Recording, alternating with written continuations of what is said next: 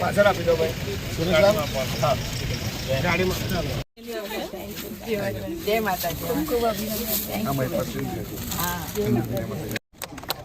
આવી જાઓ બધી બહેનો આવી જાઓ પ્રમુખ ભારત માતા કે જય.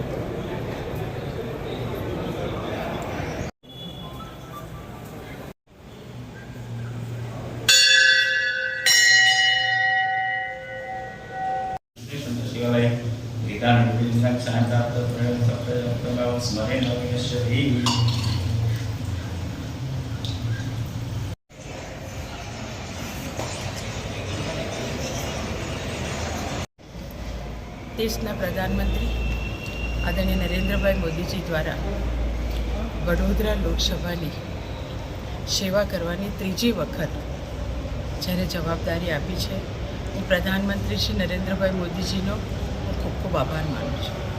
દેશના ગૃહમંત્રી આદરણીય અમિતભાઈ શાહજી, રાષ્ટ્રીય અધ્યક્ષ આદરણીય જેપી નડ્ડાજી, સાથે સાથે પ્રદેશના અધ્યક્ષ આદરણીય CR પાટીલ સાહેબ અને રાજ્યના મુખ્યમંત્રી શ્રી આદરણીય ભૂપેન્દ્રભાઈ પટેલ, તેમનો પણ હું ખૂબ ખૂબ આભાર માનું છું.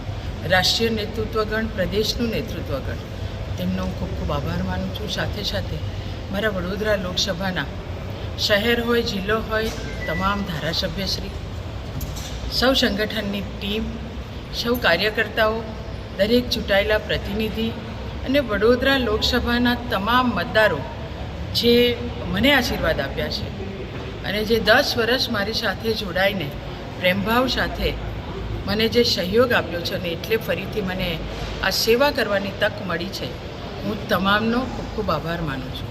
આજે સાવલી ખાતે સ્વામી બાપાની મંદિરે આવીને સ્વામીજીના આશીર્વાદ લીધા.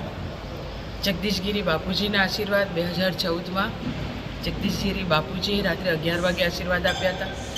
આ સાવલી મંદિરે સ્વામીજીના હંમેશા આશીર્વાદ મને 10 વર્ષ મળતા રહ્યા છે અને કેતનભાઈ હંમેશા ખૂબ સહયોગ સાથે આ વિધાનસભાને લોકોને પ્રેમ આપીને અમે બંને ભાઈ બહેનોએ સાથે રહીને સાવલી વિધાનસભાના કાર્યકર્તા હોય કે સાવલી વિધાનસભાના સૌ મતદાતા હોય, તેમની વચ્ચે સેવાનું કામ કર્યું છે.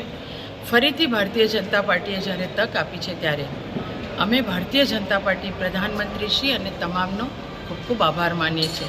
સ્વામીજીના આશીર્વાદ સાથે આજે અમે ચૂંટણીનું કામની પણ શરૂઆત કરી રહ્યા છીએ.